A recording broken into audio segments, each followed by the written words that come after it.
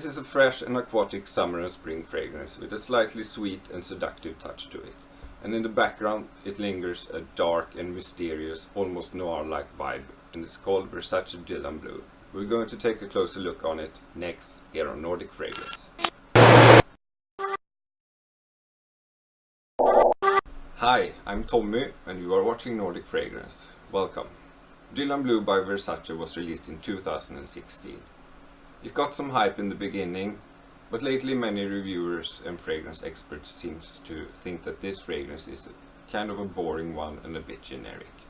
They say it smells too much like Dior Sauvage or Bleu de Chanel and that there is nothing special about this fragrance. I strongly disagree with those opinions. I think that this is an exciting and excellent fragrance, and I will tell you why I think so. But first, let's start with the presentation of the bottle. So Versace Blue comes in a pretty simplistic bottle. It's dark blue with a golden cap on it. There's really nothing much to this bottle. It's very simple but yet elegant. It's got the Medusa head on the front here. Let's test the sprayer. This spray could be better. It's not the best sprayer actually. It's not bad in any way, but I think it could have pushed out a little more juice for every spray. The spray distributes a little on the weak side in my opinion. So to conclude the presentation, the bottle is okay. It's simplistic and elegant but nothing special in my opinion. And the sprayer is okay too. Could have been better but not really bad. Versace Blue comes in the sizes 30, 50, 100 and 200 ml. Now let's get into the smell of Versace Blue. So Versace Blue is basically a fresh aquatic fragrance. That's mainly what you get from this fragrance when you first sniff it. But that first impression can be a little deceitful actually, because there's so much more going on in this fragrance than first meets the nose. Versace Blue opens up with a nice and smooth grapefruit and bergamot blast. There's also a little black pepper in it, not as much as in, say for example, Dior Sauvage, but a slight hint of it is there as well. There's also a good amount of ambroxan in this fragrance that makes it sweet and seductive. So this is basically what you get when you first spray Versace Blue. A very nice grapefruit, bergamot, aquatic sort of opening with a little touch of pepper and a bit of ambroxan in it to make it sweet as well. A very good, smooth, nice and pleasant opening to this fragrance.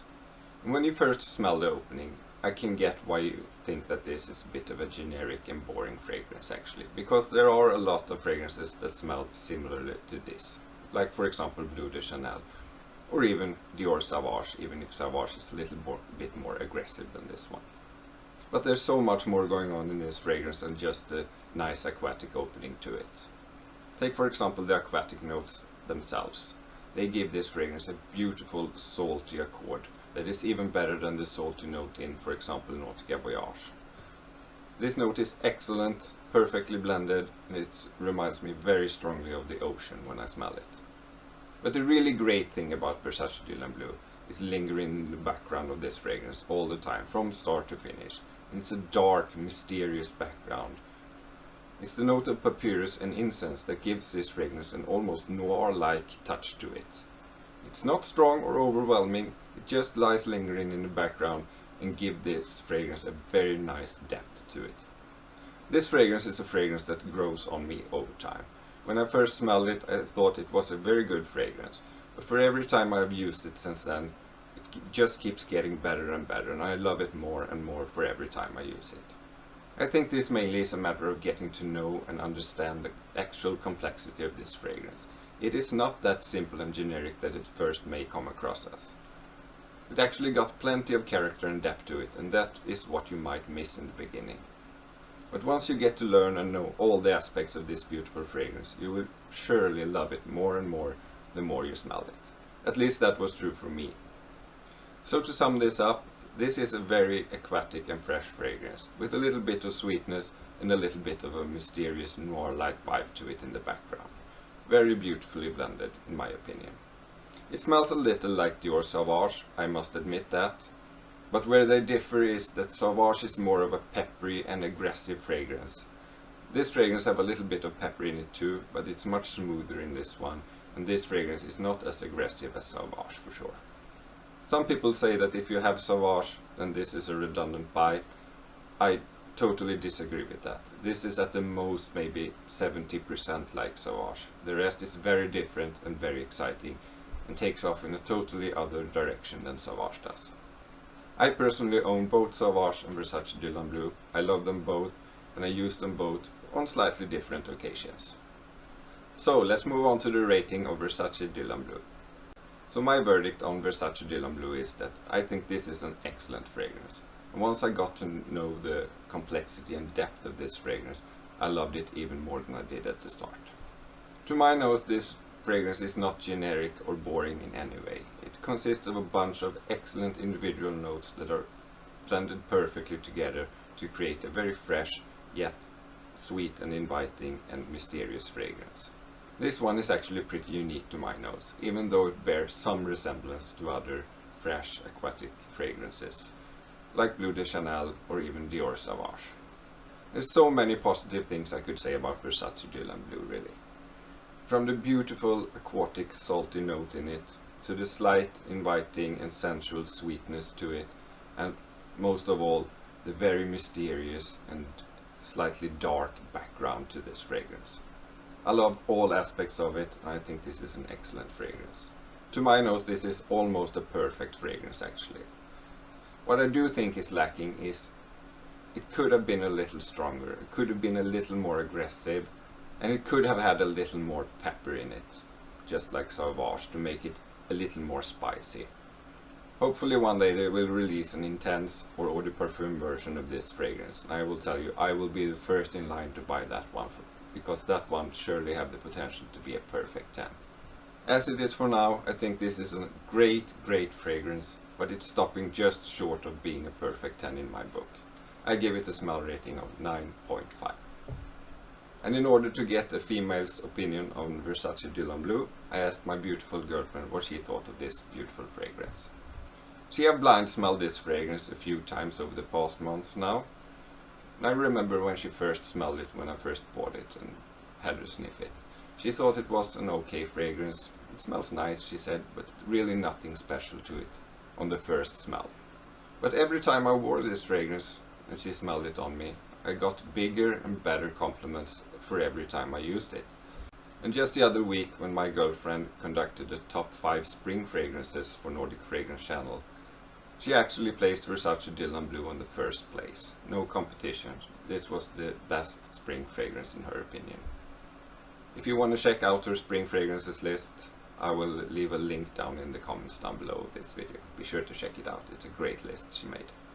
Anyway, this time around I brought her a test paper sprayed with Versace Dylan Blue. She smelled it, came back to me with her verdict and said, "Wow, I really love this fragrance. This is how a man should smell," she said. I give this a perfect 10, she said, because I really love this fragrance. And this is really how a man is supposed to be smelling. So from first sniffing it and thinking it was an okay fragrance, apparently she too have understand and learned the depth and complexity and beauty of this fragrance over time. And now, after a few months, Versace Dylan Blue is a perfect 10 to my girlfriend. So next is the strength of Versace Dylan Blue, and this is surely its weakest point in my opinion. For being a fresh fragrance, you get about 5 to 6 hours out of it, and that is okay for a fresh fragrance, but it's nothing special really. I think that's what you can expect from a fresh fragrance in this price range. The projection is good for the first hour. After that it's not more than moderate, and after about 4 hours it starts to become a skin scent.